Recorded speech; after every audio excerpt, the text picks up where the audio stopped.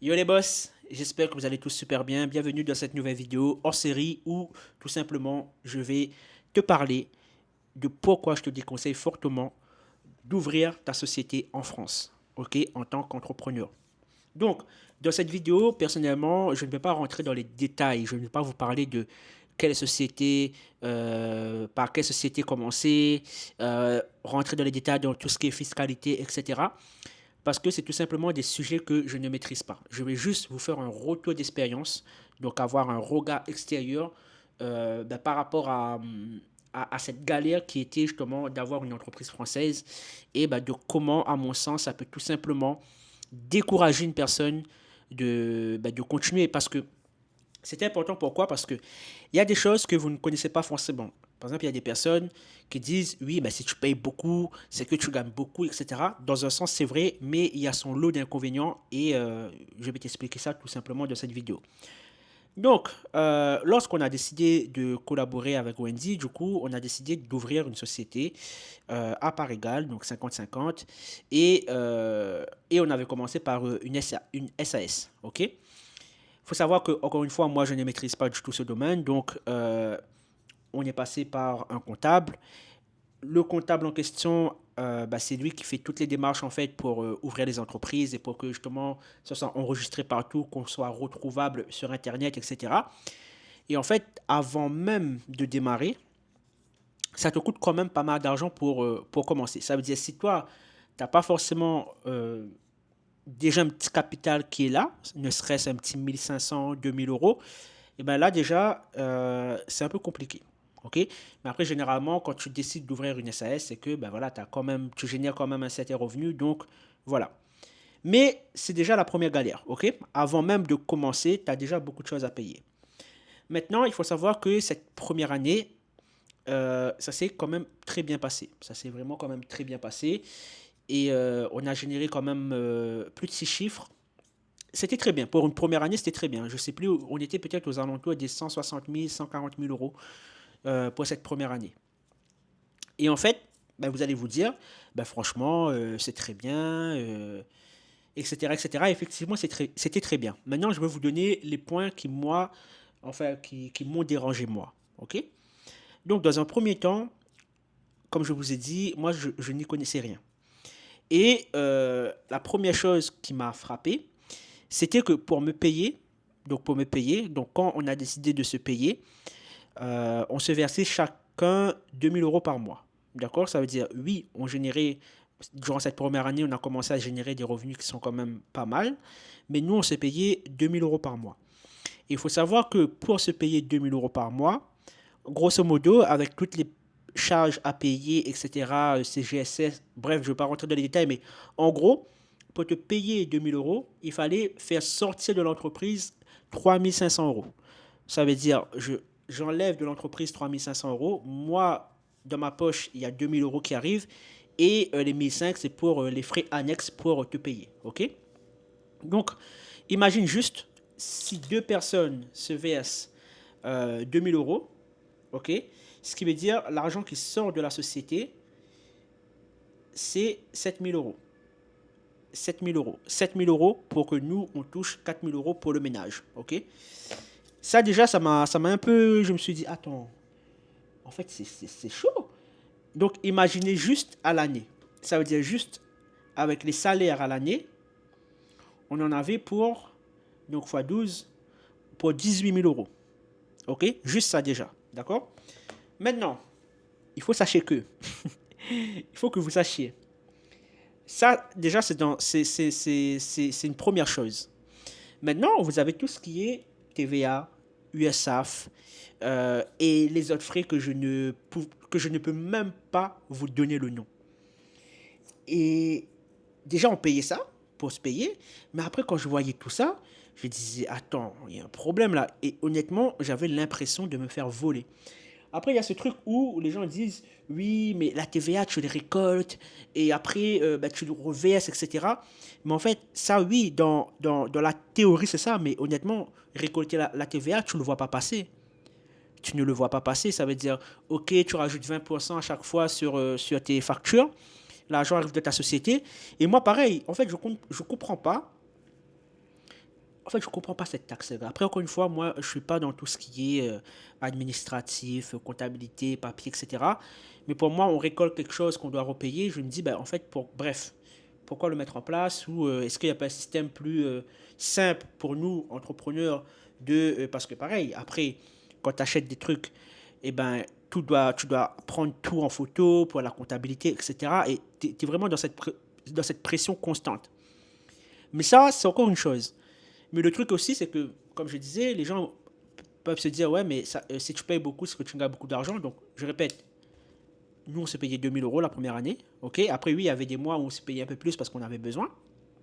Donc, ça faisait encore plus d'argent qui sortait de l'entreprise.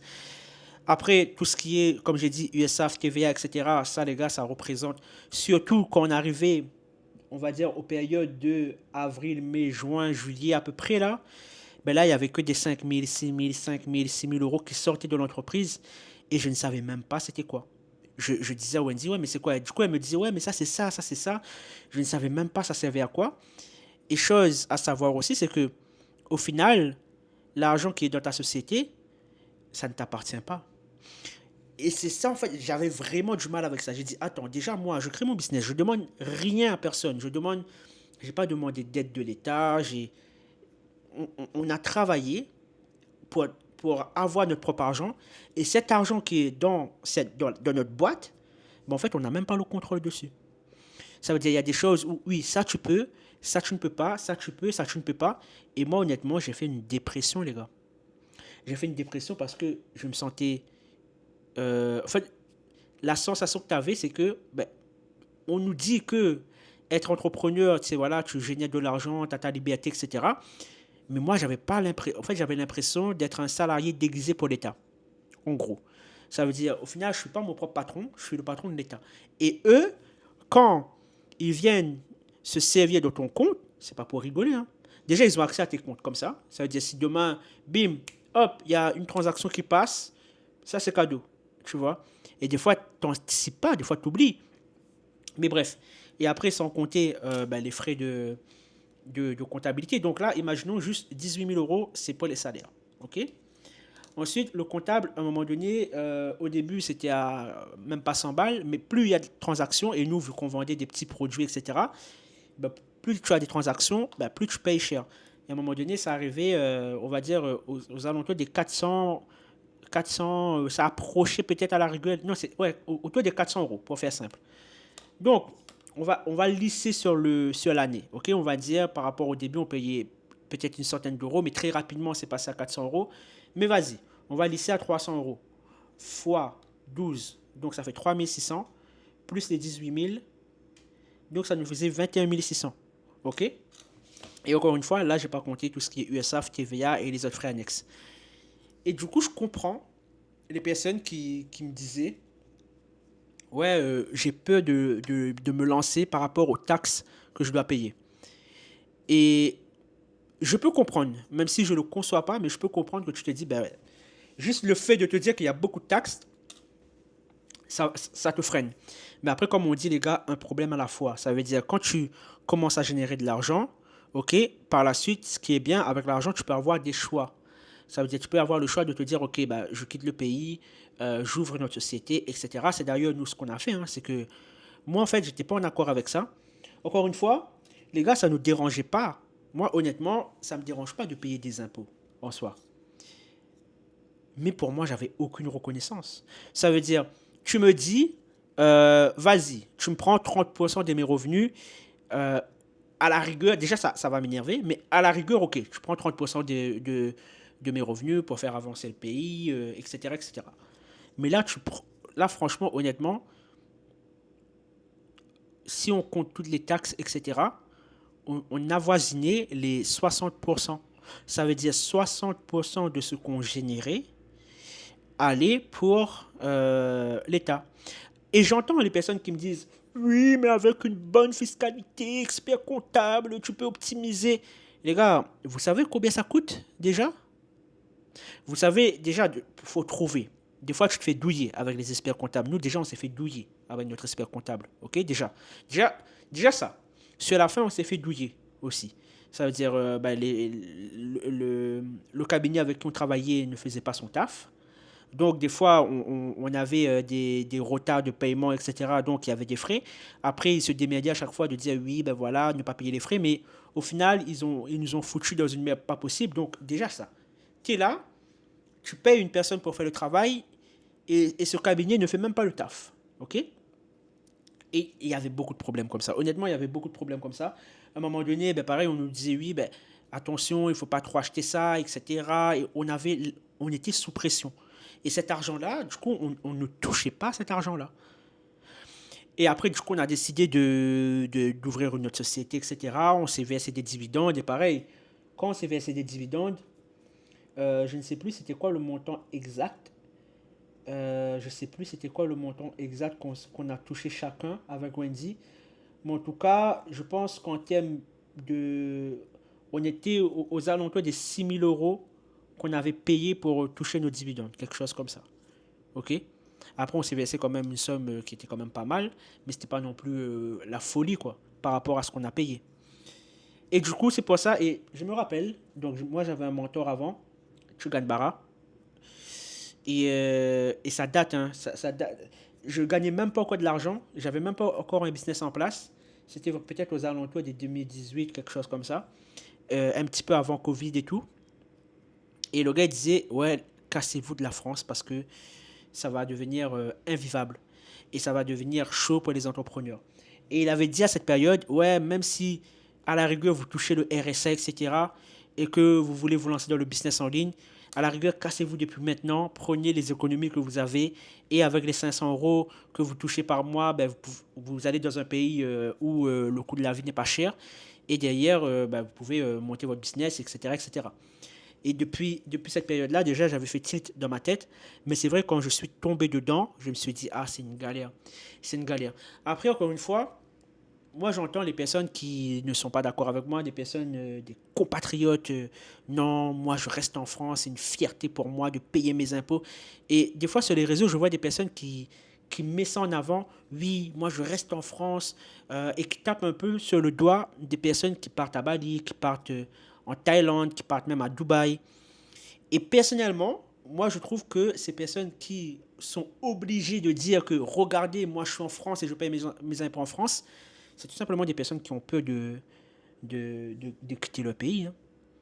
Parce que tu as quand même une certaine sécurité en France, tu as ton confort, tu as ta famille. Ça veut dire si demain ça ne se passe pas comme prévu, ben en fait, tu pourras toujours te relever parce que tu es dans un cadre où tu sais que tu n'es pas en danger. Mais quand tu quittes, quand tu pars, tu sais que dans un sens, il n'y a plus de retour en arrière. Il n'y a plus de retour en arrière. Et si t'arrive quelque chose, il faudra assumer. Ça veut dire, c'est quand même. Moi, je trouve que ça demande du courage de se dire, je quitte un pays, ok, et je vais autre part pour faire mon business. Et que tu vis complètement de ton business. Parce que déjà, de un, ça veut dire que tu crois en ton business, tu crois en ton projet, tu crois en tes capacités de générer de l'argent. Et voilà, pour moi, il n'y a pas besoin de. Ouais, je suis un vrai entrepreneur parce que je suis en France. Et je trouve que c'est plus intelligent. Et c'est ça que je ne comprends pas. Si tu peux quitter un pays, générer plus d'argent, déjà juste si tu génères le même somme d'argent, mais dans un autre pays, tu as moins de taxes, ben déjà là, tu es déjà plus rentable. Et cet argent où tu t'amusais avant à payer des taxes, ben cet argent, tu peux le faire travailler. Tu peux mettre en bourse, tu peux peut-être potentiellement investir dans ton business, que ce soit dans des coachings, dans des formations, peut-être cet argent-là mettre dans des publicités, bref, tu peux faire autre chose avec et tu peux te développer plus vite. Et même, tu peux coffrer. Ça veut dire, même si tu n'as pas envie de te dire, ouais, moi, je suis un peu frileux, j'ai pas envie d'investir, etc., mais tu peux juste garder ton argent au chaud. C'est pas ce qui est conseillé. Mais en fait,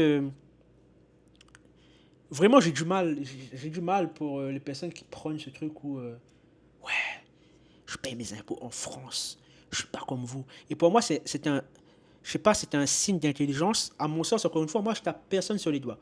Mais à mon sens, c'est plutôt un signe d'intelligence de se dire, ok, dans ce pays-là, on me prend tant, alors que, honnêtement, je ne vois pas forcément d'évolution dans le pays. Et au contraire, ça part juste en s'empirant.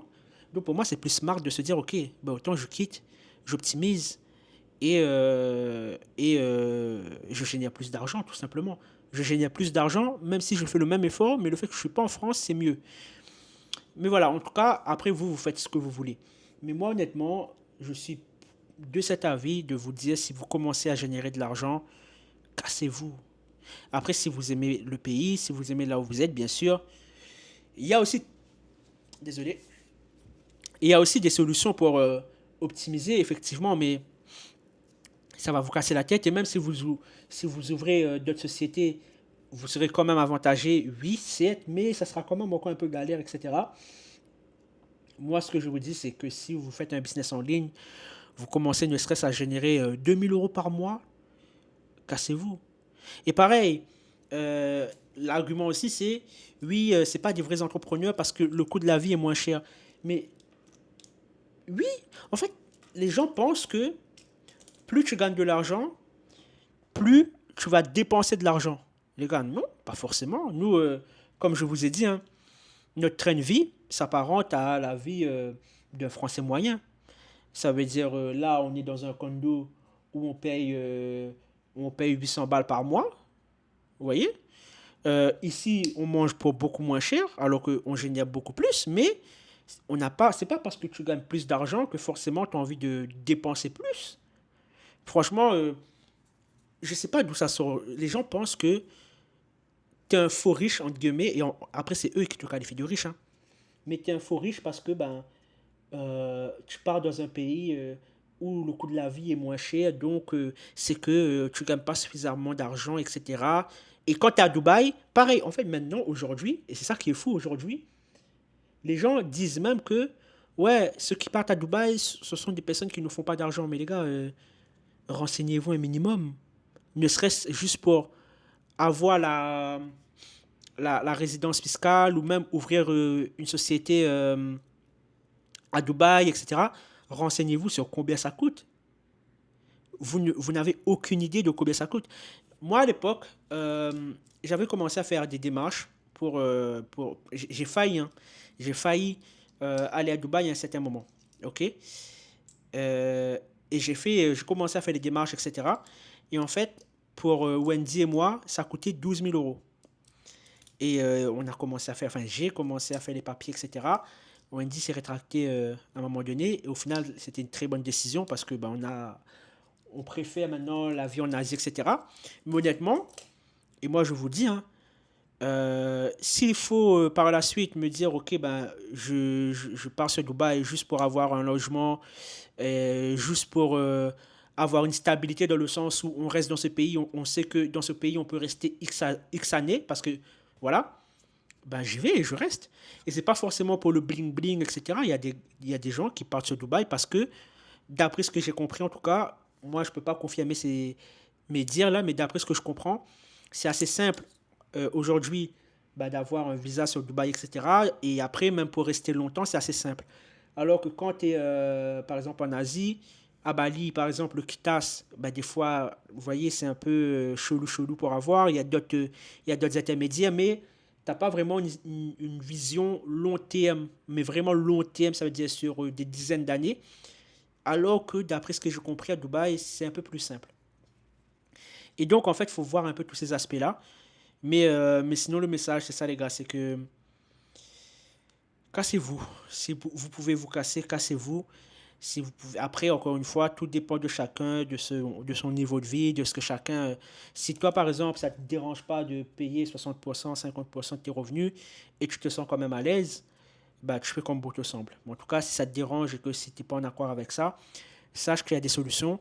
Moi, aujourd'hui, je ne suis pas là pour te donner des solutions. Je te donne juste mon retour d'expérience pour vous sensibiliser par rapport à ça. Et pour les personnes qui ont peur de se lancer dans l'entrepreneuriat en France par rapport aux taxes, déjà, les gars, encore une fois, lancez-vous. Regardez déjà si vous pouvez générer de l'argent et après, un problème à la fois. OK? Tout simplement. En tout cas, voilà, c'était tout pour cette petite vidéo. Je ne sais pas si, comme d'habitude, ça vous a pu apporter des choses, etc. C'est vraiment juste un retour d'expérience là-dessus. Et voilà. Et voilà, et voilà. Là, on est samedi. Demain, du coup, dimanche. Lundi, ça sera. Ben, on prend l'avion lundi, on retourne sur Bali. Dans un sens, je suis quand même impatient. Et dans un sens, ça me fait quand même un petit peu mal de quitter Bangkok parce que Franchement, je kiffe grave Bangkok. Mais voilà, des nouvelles aventures nous attendent, les gars. Comme vous savez, avec GBAgram, il y a plein de changements. Donc, je vous partagerai tout ça hein, au fur et à mesure. On arrive à la fin de notre challenge. On est le 28. Il nous reste 2 jours de vidéo. Donc, ce qui veut dire que lundi, la vidéo, ben, je serai déjà sur Bali. Peut-être la vidéo du lundi, ça sera plus ce côté room tour. Parce qu'on ne va pas forcément parler business directement lundi. Et ça sera terminé. Mais après, encore une fois, je pense faire des weekly vlogs, des trucs comme ça et continuer de vous partager des contenus. En tout cas, encore une fois, les gars, je vous remercie pour les personnes qui prennent le temps de liker, de commenter. Ça me fait super plaisir. Et je vous dis à bientôt. Bye bye.